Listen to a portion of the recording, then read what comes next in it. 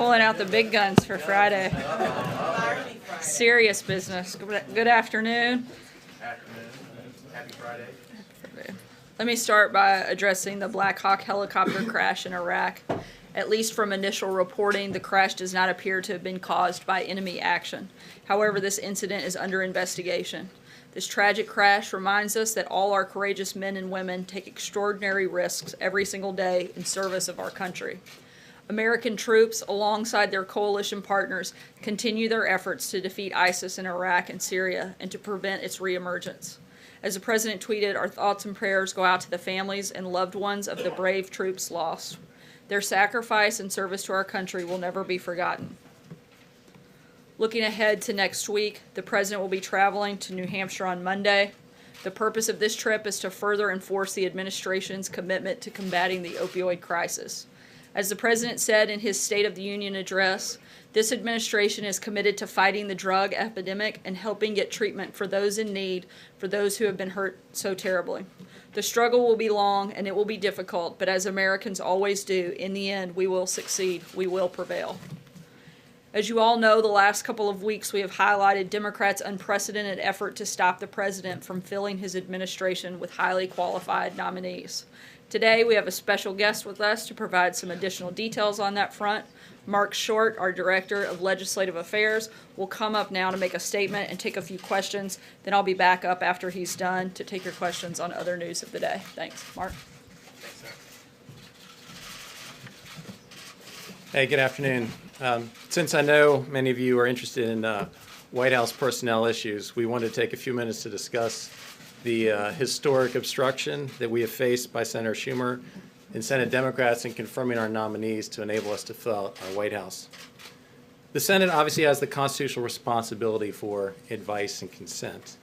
So what that looks like in real life is the President selects a nominee. They then undergo an entire FBI background check. They work with the Office of Government Ethics to deconflict financial issues. And that's a process that takes a good amount of time, a good amount of resources. Only then, after cleared through an FBI background check and the Office of Government Ethics, is a nominee submitted to the United States Senate.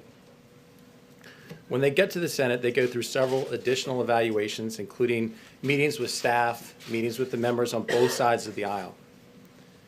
The nominee then undergoes a hearing, and the committee then votes on the nominee to get out of that committee. At that point, the nominee moves to the Senate floor for full confirmation. Traditionally, the Senate routinely confirms an administration's nominees once out of committee. It is there to respect the will of the American people in the election for an administration to fill out its roles under a new president.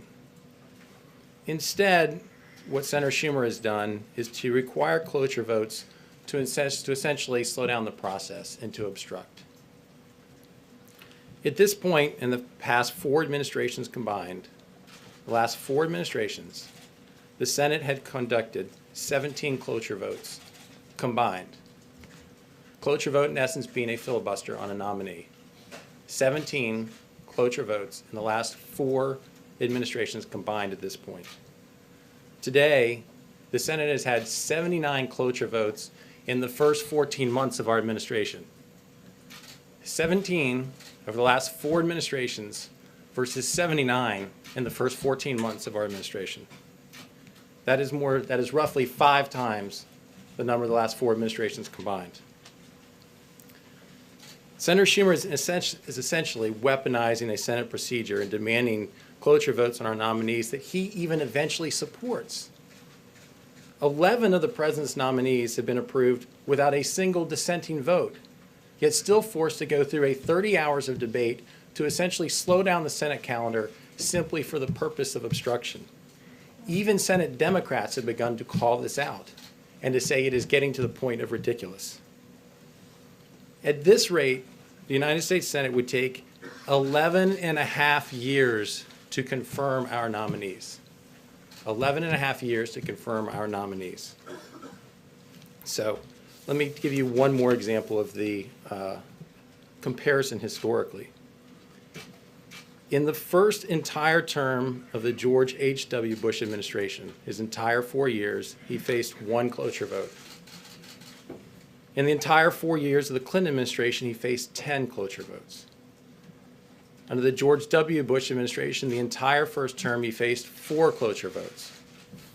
Barack Obama faced 17 in his first entire 4 years. We have faced 79 in our first 14 months. That adds up to 32 combined in the entire first 4 years of those administrations, relative to 79 in our first less than a year and a half. So let me give a couple more illustrations of specific individuals. Pat Pizzella is our nominee to be the Deputy Secretary of the Department of Labor. We still do not have a Deputy Secretary, a number 2 person at the Department of Labor. Pat Pizzella was nominated 269 days ago. He was reported out of committee in October. He was confirmed in the George W. Bush administration by a unanimous voice vote. So he's already been confirmed by a previous Congress without any dissension. And yet, 269 days later, we still do not have a Deputy Secretary at the Department of Labor. At the EPA, Deputy Administrator Andrew Wheeler. He was nominated 152 days ago. Scott Pruitt still to this day does not have a deputy, a number 2 serving at the EPA. He was reported out of committee in November. Yalim Poblete will be Assistant Secretary for Arms Control at the Department of State when confirmed. Obviously, arms control is an important issue for national security and particularly heightened in light of upcoming negotiations with North Korea. She was nominated 298 days ago and has been previously a staff director of the House Foreign Affairs Committee. Isabel Patalunas, nominated 270 days ago, reported out of committee in July, has been nominated to be Assistant Secretary of the Treasury for Intelligence and Analysis. This helps work with many of the sanctions that you have covered. So many of these positions, in fact, are national security positions. And lastly, Kevin McAleenan, to be Commissioner of the Customs and Border Patrol, was nominated 298 days ago. Obviously, it's been a priority of this administration to highlight the security threats we face at our southern border. Kevin, in taking that role, will be safeguarding our borders and helping to prevent terrorists and contraband from entering the United States. Yet Congress and the Senate continues to dither and not have a confirmation vote. We're pleased that he finally got through a cloture vote last week. We expect him to be confirmed on Monday night, but 298 days later, as the American people have been anxious to make sure that our borders being secured, we still don't have a head of Customs and Border Patrol. So this level of obstruction is beyond historic. It is something that, as you, I know, are very focused on personnel inside the White House. We ask that you also shed light on the historic obstruction that's happened in the United States Senate to make sure that we are able to fill out our administration to do the job of the American people and to help make sure that our country is safe and secure. Thanks a lot, Mark. Thanks for coming out. You mentioned the plight of your nominee at the State Department for the arms control position. And you mentioned the need for having that person for the upcoming negotiations with North Korea. Yet you still do not have a nominee to be the U.S. ambassador to South Korea. Why is that? When will you have that nominee? And is that position also important for your efforts? Sure. I think that there's been several conversations about that internally with putting forward nominees, that as they go through that process, in many cases it gets so delayed and so long that nominees have withdrawn from the process before actually being submitted to the Senate. So there's a couple examples where that's happened recently. That includes that post, but we've been having ongoing conversations about nominating someone soon. Yeah. On Rick Grenell, the ambassador, President's nominee for ambassador to Germany, which senator is actually holding out the nomination, withholding unanimous consent? And why doesn't Senate Majority Leader Mitch McConnell just, and is there any reason given for withholding unanimous consent? And why doesn't Senate Majority Leader Mitch McConnell just force a vote on the nominee? Thanks. Mary Elizabeth is one of the stars on our team who's been with us from day one, and she helped to staff Justice Gorsuch to the confirmation, helped to shepherd him through, and is the one in charge of our nomination. So I'm going to phone a friend on that one. But Grenell got out of committee, right? And so basically he's waiting for a final vote on the Senate floor. Yes. And so that, I believe he got out of committee several months back. So he's another one that should be on our list of those that has been waiting. The challenge that Leader McConnell faces when you're not allowed to just bring up for a voice vote, you have to go through a cloture, then he has to prioritize these. And that is one more of our nominees that simply has been historically obstructed. Yeah. Mark, thanks. You know well what goes on at Hill. This is part of the toxic nature that's been going on for several years. I mean, the Democrats are pushing back because of the Republicans. What are you doing to ease or water down that toxicity? What can you do? And secondly, explain to those who don't understand how it is that a minority party, when you control both the Congress, both the House and the Senate, how you're unable to get it through, because that is one of the big stumbling blocks for people to understand why you're complaining. Right. Well, I think that the reality is that this is a Senate process. It's not a House process. But as you nominate the candidate to the Senate for a personnel issue, the Senate has the ability to go through the nomination process, the committee process, but it requires a supermajority to get past the motion to proceed.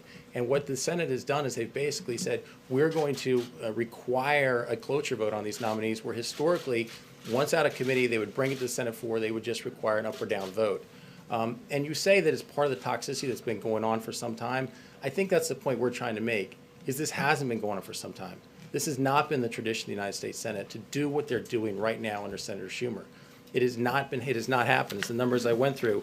We faced, again, 4 times the number of cloture votes in 14 months in the last 4 terms combined, the last 16 years of the first term of the presidency.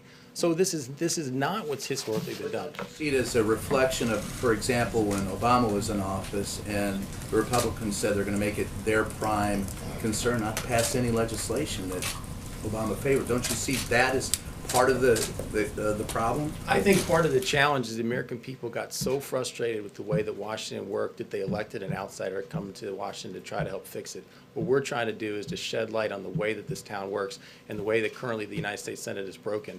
And yes, we are assigning that blame to Senator Schumer and his team of Democrats, because in many cases, even the fellow Democrats are saying the level of this is getting absurd, and it's time that we allow the president to fill out his administration. Republicans don't bear any of the blame?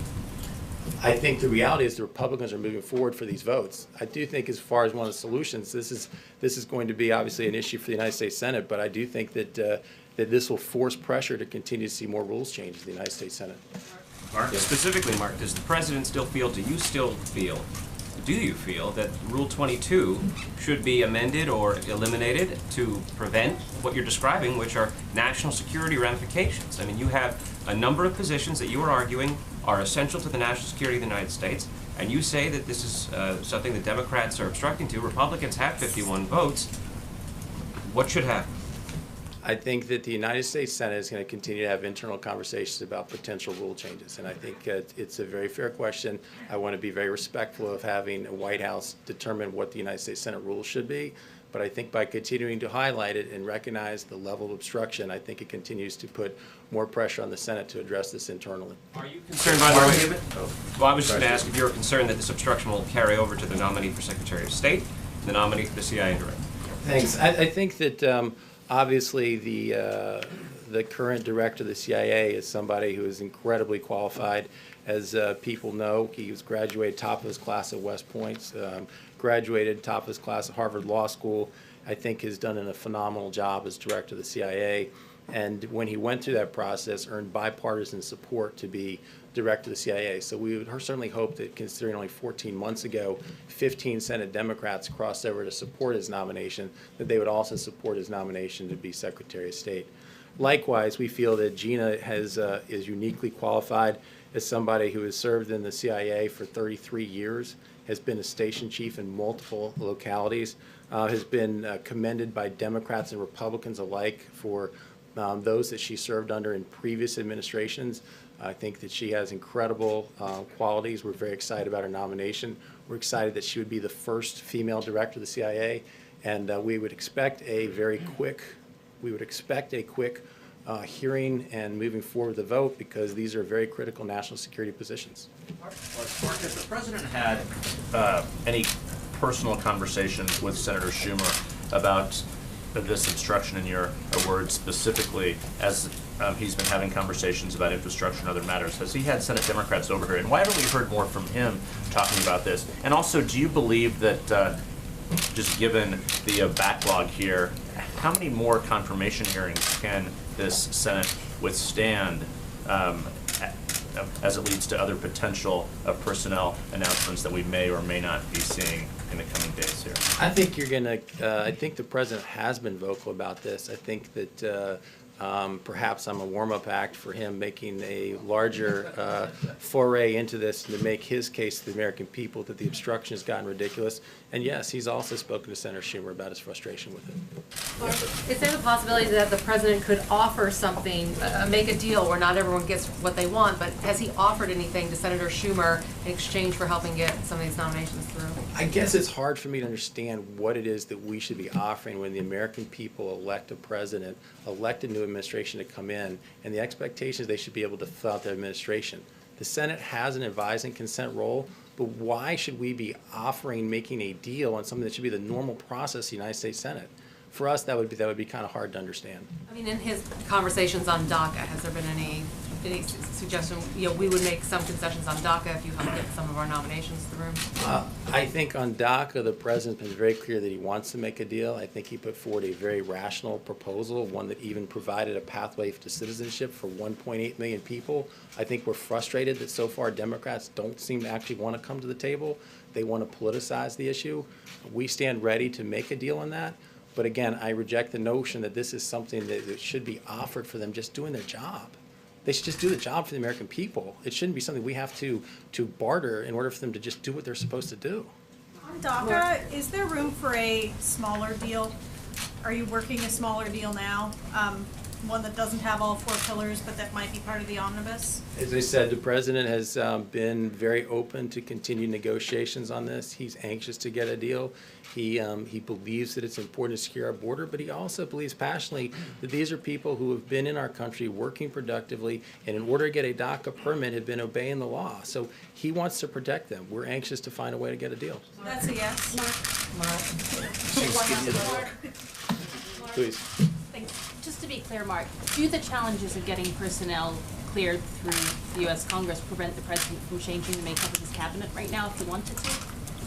No, I think I believe that the president always has the ability to make the changes that he wants, and I don't think that when he's ready to make a change, he'll do that. I'm not sure that he's worried about what that process is, but again, I think our challenge is our requirement is to put forward quality people, and if you look at Gina and Director Pompeo, they're incredibly qualified. We think they'll make enormous contributions to the administration and for the American people, and so we certainly hope the United States Senate will confirm them quickly.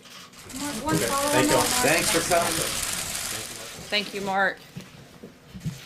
And because it's Friday and it's St. Patrick's Day weekend, I'm sure you all have very exciting plans. We'll take a few questions and then let everybody get out of here. Phil, go ahead. Yeah, Sarah, an attorney for the porn star known as Stormy Daniels said this morning in a television interview that she was physically threatened to stay silent about her affair with President Trump. I'm wondering if you've talked to the president about that, if he knows who might have threatened her, and more generally, if he has any concerns about women accusers being threatened in that way. Obviously, we take the safety and security of any person seriously. Certainly would condemn anyone threatening any individual, but I have no knowledge of that situation and would refer you to the president's outside personal attorneys. Did the president have anything to say about it? I haven't spoken with him about that specifically. Catherine? Sarah, we're hearing a lot from staff behind the scenes saying they're on edge, people are worried, they don't know what's happening in terms of staffing, exits, firings. Has the president or the chief of staff made any kind of assurances to staffers today about what's to come? The chief of staff actually spoke to a number of staff this morning, reassuring them that there were personnel changes, no immediate personnel changes at this time, and that people shouldn't be concerned. We should do exactly what we do every day, and that's come to work and do the very best job that we can, and that's exactly what we're doing. That's exactly what we're focused on, and many of us have relayed that to other staffers that weren't part of that meeting, and we're going to continue to focus on having record success in this second year as we had in our first year, and we fully expect to do that, and we expect that to do that as a staff and as a team. Kevin? Thank you, Sarah. Life sentences for drug dealers as part of the effort to fight opioid abuse and distribution. I'm just curious about the president's plan with respect to that and his thoughts on that. I know that you don't want to get ahead of what he may be about to announce, but broadly speaking, is the ultimate penalty something that should be on the table when it comes to dealing with drug dealers and opioid abuse? I'm not going to get ahead, as you said, of any potential policy rollouts that we may or may not have here at the White House. I can tell you the president is headed to New Hampshire on Monday to reinforce the administration's commitment to combating the opioid crisis. This builds on some of the previous action that the administration has taken, and we're going to continue to look for ways that we can combat that crisis. But in terms of specifics on a rollout, I don't have that. What I can tell you are some of the things that we have done, particularly with the president's budget, where it included $10 billion for HHS to combat the opioid epidemic by preventing opioid abuse and helping those who are addicted get access to overdose, reversal drugs, treatment, and recovery support services. Also empowered Attorney General Jeff Sessions, and he has announced the establishment of a team to help federal enforcement disrupt online illicit opioid sales.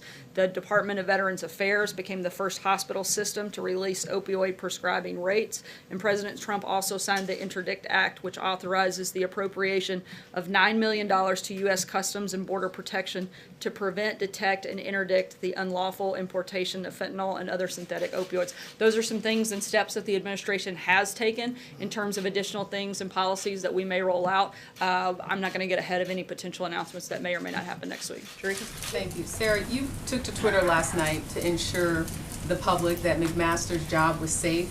But has the president spoken directly to either McMaster, Carson, Shulkin to tell them that their jobs are in fact safe? Again, like I said last night, and I'll echo it again, I spoke directly to the president last night. He asked me to pass that message along to General McMaster. I know the two of them have been in meetings today. Whether or not that came up, I don't know. But again, our focus is not on a lot of the news stories that you guys would like us to be focused on, but we're actually focused on what the American people want us to do, and that's to come here and do our jobs. General McMaster is a dedicated public servant, and he is here not focused on the news stories that many of you are writing, but on some really big issues, things like North Korea, things like Russia, things like Iran. That's what he's doing, and that's what we're going to continue to be focused on every single day that we show up for work. Pointed out, there is an issue when you look at the number of people that you're hoping to confirm. So to look at the people in these top positions that continue to change, just wanting to know if the president gave assurances to Carson, to Shulkin, as well as McMaster, that their jobs are in fact safe. Look, we aren't making any, as I just said, we don't have any personnel changes at this time, but the president shouldn't be bound because Democrats in the Senate can't do their job. If the president wants to be able to make a change because he feels like it's the right thing for the American people, his hands shouldn't be tied because Democrats failed to do what they were elected to do. This president was elected to put forward policies and push those policies forward with the team that he selects, not the team that the Democrats think he should have. That's not how the system works. And just because they don't want the president to have his full team, that doesn't mean if he decided to make changes, he shouldn't be able to. Peter. Sarah, just for clarity on this, though, I know you said that this is something that the media wants to talk about right now, but frankly, it's the president who's repeatedly sort of stoked the speculation. Just yesterday, he said, I think you want to see change. Earlier this week, he said, I'm really at a point where we're getting very close to having the cabinet and other things that I want. So isn't it the president himself who's sort of creating this aura of, some use the word chaos, but simply put, turmoil or a potential upheaval within the West Wing and frankly across the administration? Taking two sentences out of the thousands of remarks that the president makes and trying to make it look like that's the entire focus of his administration is a little I'm bit at a point where we're getting close to having the cabinet and other things I want. There will always be change. I think you want to see change. Those aren't my words, they're his words. He just nominated two new people to be part of his cabinet. So we are getting close. We'd like those two individuals to be quickly confirmed, quickly put through that process so that they can take a seat at the table, so that they can continue to engage with the president on big issues that actually matter to the American people. But immediately, sorry, I'm going to keep moving. Initially you said he had the best people, so I guess my question. I'm going to keep moving.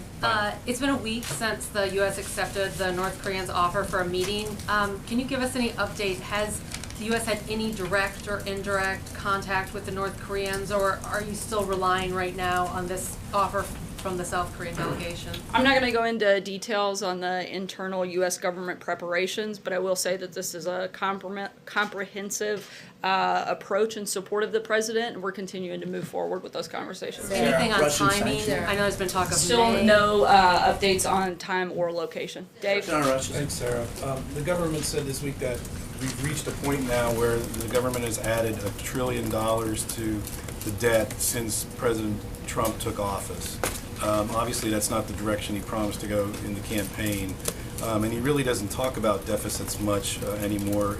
Has he given up on cutting deficits? Is he still concerned about it? What can he do about it?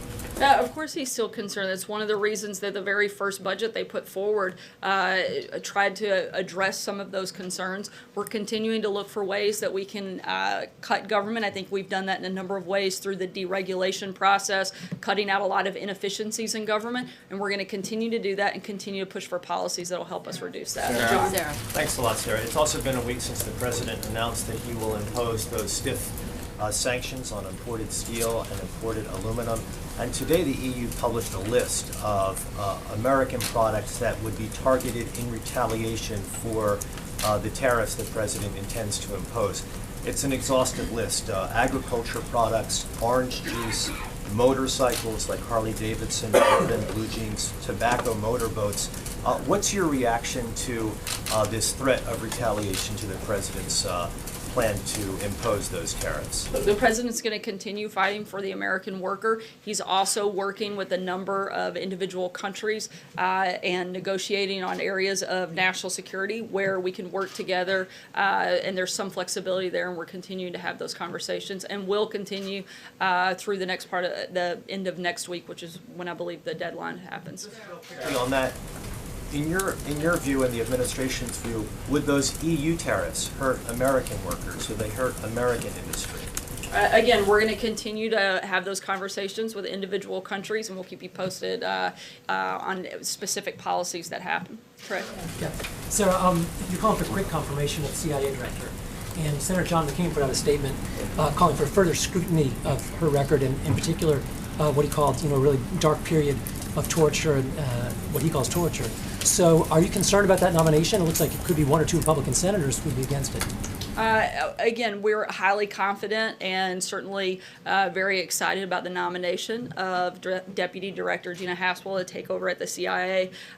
She is an incredibly qualified. She's someone who has been in the CIA for over 30 years, has the respect of both Republicans and Democrats. There have been a number of Republicans who have come out and praised this nomination, and including Senator Feinstein, a Democrat, who came out in support of her today, as well as people that have worked with her a number of years from both sides of the aisle that have very good understanding of the type of individual she is, but everyone from Leon Panetta to James Clapper that have praised her work and support her in this process. You're going to brief committees. I'm sorry?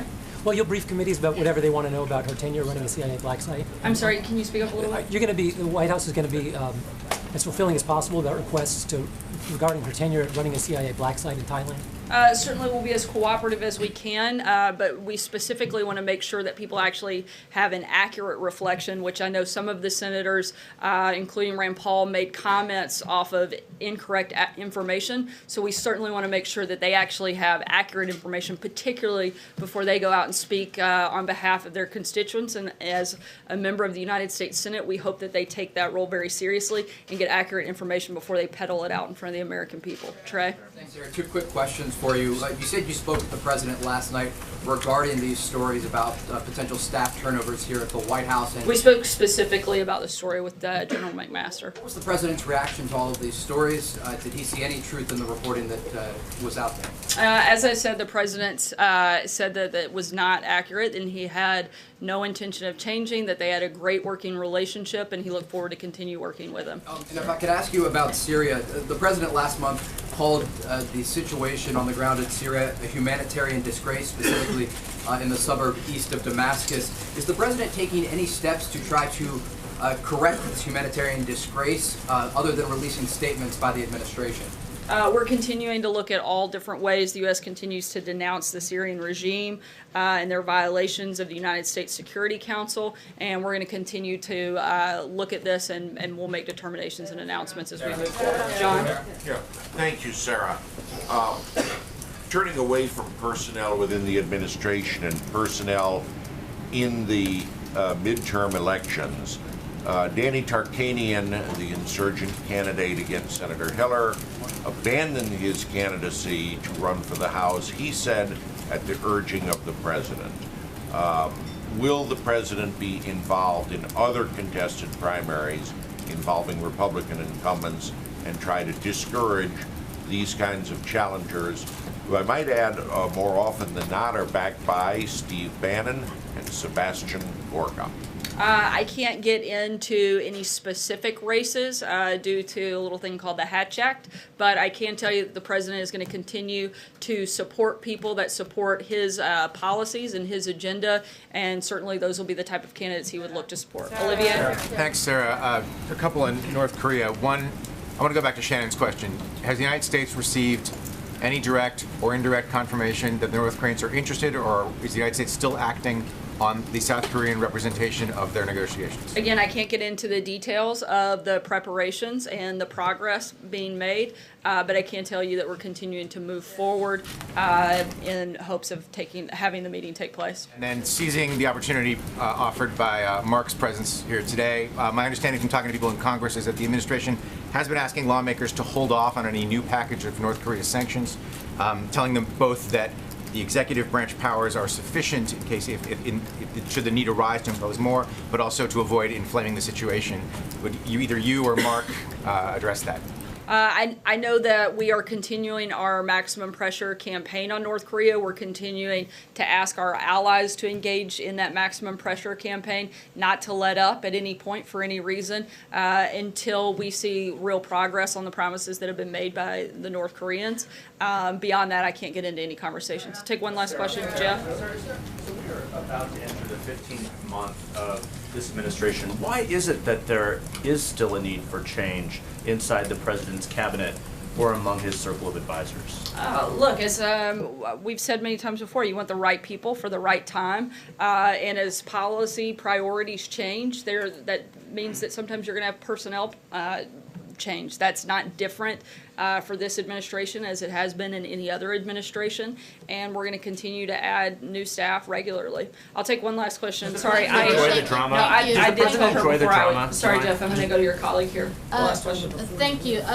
Britain, France, and Germany have proposed fresh EU sanctions on Iran, maybe in a bid to preserve the nuclear deal. Do you have any response to that, or any response to their kind of proposal to put new sanctions on Iran? We don't have any new announcements on sanctions at this time, but as always, we're continuing to look at the best ways to promote and protect the American people and certainly push the president's agenda. Thanks so much, guys. Hope you have a great Friday. Happy St. Patrick's Day.